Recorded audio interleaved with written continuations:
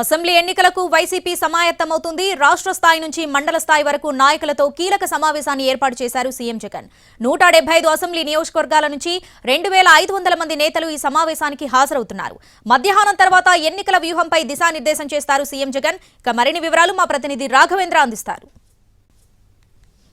Assembly ఎన్నికలకు YSR Congress party సిద్ధమవుతుంది. Party ముఖ్య నేతలను ఎన్నికలకు సమాయత్తం చేసే దిశగా ఆ పార్టీ కీలక సమావేశాన్ని మంగళగిరిలో ఏర్పాటు చేసింది. దాదాపు రాష్ట్ర స్థాయి నుంచి మండల స్థాయి వరకు నేతలు ఈ సమావేశంలో పాల్గొంటారు. సుమారు 2500 మంది నేతలు ఈ సమావేశానికి పాల్గొనాల్సిందిగా పార్టీ ఆహ్వానం పంపింది.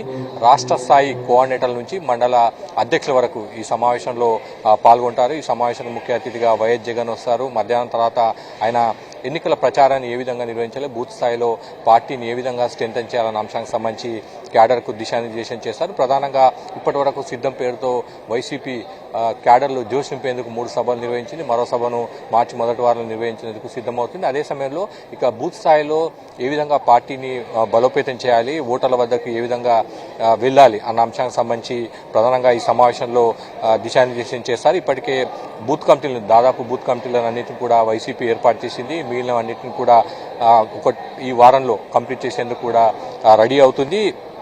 ప్రధానంగా బూత్ లెవెల్లో ఉన్న ఓటర్లను ఏ విధంగా రీచ్ కావాలి, ఒక పాజిటివ్ మూడ్ ఎట్లా క్రియేట్ చేయాలి, వైసీపీ సంబంధించి మళ్ళీ అధికారంలో రాబోతుందన్న మూడ్ని ఏ విధంగా క్రియేట్ చేయాలి, ఓటర్లకు ఏ విధంగా రీచ్ అవుట్ కావాలి, ఎన్నికల రోజు ఓటర్లను ఏ విధంగా తీసుకువచ్చి పోలింగ్ బూత్లకు తీసుకొచ్చి ఓటు వేయించుకోవాలి, మళ్ళీ మరోసారి ప్రభుత్వం ఏర్పాటు చేసేందుకు ఏం చేయాలన్న అంశానికి సంబంధించి పూర్తి స్థాయిలో ఈ సమావేశంలో నేతలందరికీ కూడా దిశానిర్దేశం చేశారు. దానికి సంబంధించిన మెటీరియల్ కూడా కిట్ల రూపంలో వైసీపీ వీరందరికీ కూడా అందజేసింది. వారంతా కూడా ఈ సమావేశం తర్వాత ఎన్నికలకు సంబంధించి పూర్తి స్థాయిలో సమాయత్తం అవుతారు.